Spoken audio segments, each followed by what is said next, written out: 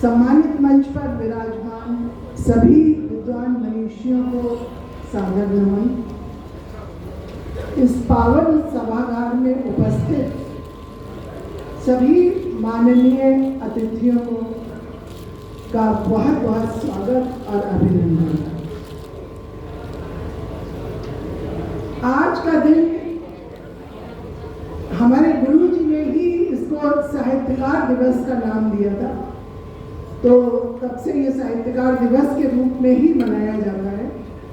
लेकिन अब ये साहित्यकार दिवस के साथ साथ अखिल भारतीय अगीत परिषद के संस्थापक साहित्य भूषण डॉक्टर रंगनाथ मिश्र सत्य की का स्मृति दिवस भी है,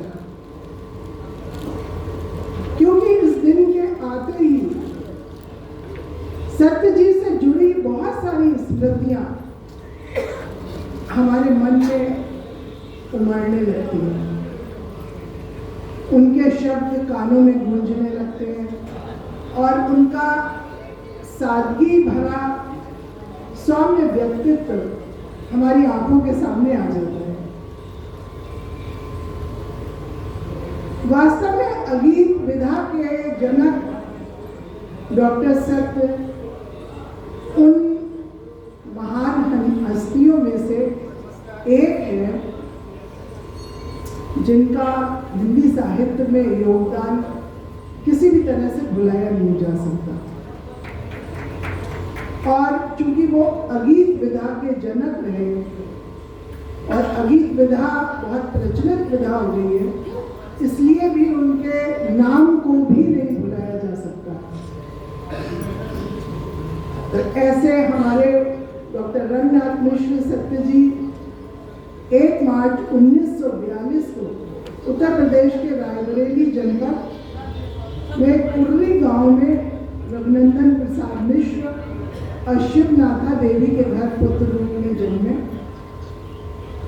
उन्होंने इंटरमीडिएट तक अपनी शिक्षा गांव में ही पूरी की और स्नातक के लिए वो शिक्षा के लिए वो विद्यांत डिग्री कॉलेज लखनऊ में उन्होंने अपना प्रवेश लिया और वहाँ से वो स्नातक की डिग्री प्राप्त करके लखनऊ विश्वविद्यालय गए। वहाँ से उन्होंने हिंदी में एमए किया तथा डॉक्टर उषा गुप्ता के निर्देशन में पीएचडी की उपाधि हासिल की। कहते हैं होनहार बिरवान के होठ चीखने पर। गांव से निकलते ही सत्य जी ने अपनी प्रतिभा के रंग बिखेरने शुरू कर दिए थे। सबसे पहले वो विज्ञान कॉलेज में हिंदी साहित्य परिषद के महामंत्री बने और फिर जब विश्वविद्यालय गए वो तो वहाँ पर भी उन्होंने हिंदी विद्यार्थी परिषद के अध्यक्ष पद का भार ग्रहण किया और विश्वविद्यालय परिसर में उन्होंने उस काल में बहुत सारे सांस्कृतिक और साहित्यिक आयोजन का संयोजन और संचालन किया। 1960 में उनकी कल्याणी देवी से, जो कि उन्नाव की थी, उनसे उनका विवाह हुआ और उनसे उनके 2 पुत्र अनुराग मिश्र, जिनको सब जानते ही हैं, आशुतोष मिश्र और 2 पुत्रियां मधु और सीमा और 2 पुत्र वधुएं हैं उनकी, रीता और रंजुलता। और उनकी जो संतानें हैं वो भी अपने माता पिता की तरह बहुत संस्कारवान और सुशील हैं और अपने पिता माता के प्रति उनके मन में कितना प्रेम और कितना आदर है, इसका उदाहरण तो इस समय ये हम लोग इस समारोह में देख ही रहे हैं। डॉक्टर रंगनाथ मिश्र सत्य अपने उपनाम सत्य को सार्थक करते हुए जीवन भर साहित्य और अपने काम के प्रति बहुत ईमानदार और निष्ठावान रहे और समाज के अधिकाधिक लोगों को साहित्य से जोड़ना उनके जीवन का एक तरह से उद्देश्य और साधना थी। और इसी उद्देश्य से उन्होंने अगीत, जो कि एक सरल छंदमुक्त काव्य विधा है, उसका सृजन किया, जिसमें अगीत विधा वो है जिसमें कोई भी व्यक्ति थोड़े से प्रयास से अपने मन की भावनाओं को कागज पर उकेर सकता है। और इसके लिए उन्होंने सभी महिलाओं, बच्चों, पुरुष, नवांकुर, अनुभवी, सबको उन्होंने पूरी तरह से प्रोत्साहित किया। उनकी गोष्ठियाँ जो थी वो एक चलती फिरती कक्षाएं थी, जहाँ सबका प्रवेश था, कोई भी उनकी गोष्ठियों में निर्विरोध जा सकते थे। और इसी उसमें उन्होंने उनकी साधना का जो साक्ष्य है, 4 लाइनें में पढ़ती हूँ कि जिसकी देखी प्रखर साधना बरबस उस पर मचल गया हूँ। जिसकी देखी प्रखर साधना बरबस उस पर मचल गया हूँ। मेरी चाह असीमित फिर भी प्राप्त परिधि में बहल गया हूँ। 1966 में उन्होंने अगीत विधा का आरंभ किया था और तब से उनके निवास स्थान पर प्रत्येक माह प्रथम रविवार को कोरोना काल तक निरंतर गोष्ठियाँ होती हैं। चाहे स्थिति कैसी भी रही उनके परिवार की, लेकिन उन्होंने गोष्ठियाँ करना नहीं छोड़ा।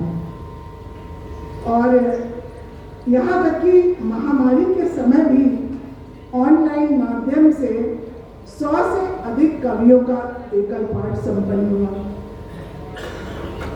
अपने जन्मदिन को उन्होंने साहित्यकार दिवस के रूप में मनाने का संकल्प किया।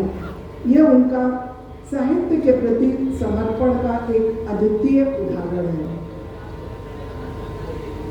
वास्तव में वो सच्चे मायने में हिंदी साहित्य के कर्मयोगी थे, जो दिन रात साहित्य को ही ओढ़ते बिछाते थे और साहित्य में ही जीते रहे। यहाँ तक कि उनका जो पलंग था जिस पर वो सोते थे, वो भी 3/4 उनकी किताबों से भरा रहता था। और वो एक करवट सोते थे ताकि कहीं ऐसा ना हो कि वो किताबें कहीं दब जाएं, उनको चोट पहुंचे। तो साहित्य के प्रति उनके मन में इतनी कोमल भावना थी। उनके नाम का उल्लेख हिंदी साहित्य में बड़े बड़े विद्वानों ने अपने साहित्यिक ग्रंथों और शोध प्रबंधों में लिया है। और लगभग 3 दर्जन उनके शिष्यों ने अपनी अपनी पुस्तकें उनको समर्पित की हैं। सुप्रसिद्ध साहित्यकार ठाकुर प्रसाद सिंह ने कहा था कि डॉक्टर रंगनाथ मिश्र सत्य एक आंदोलनकारी व्यक्तित्व रखते हैं। उनमें अदम्य संगठन शक्ति है। लेखक कैलाश चंद्र मिश्र का कथन था, वे कवि होने के साथ साथ एक सफल संगठन करता भी। अकेले ही हजारों लोगों को वो जगाते हैं। और जैसा कि महात्मा बुद्ध ने कहा था, अप दीपो भव,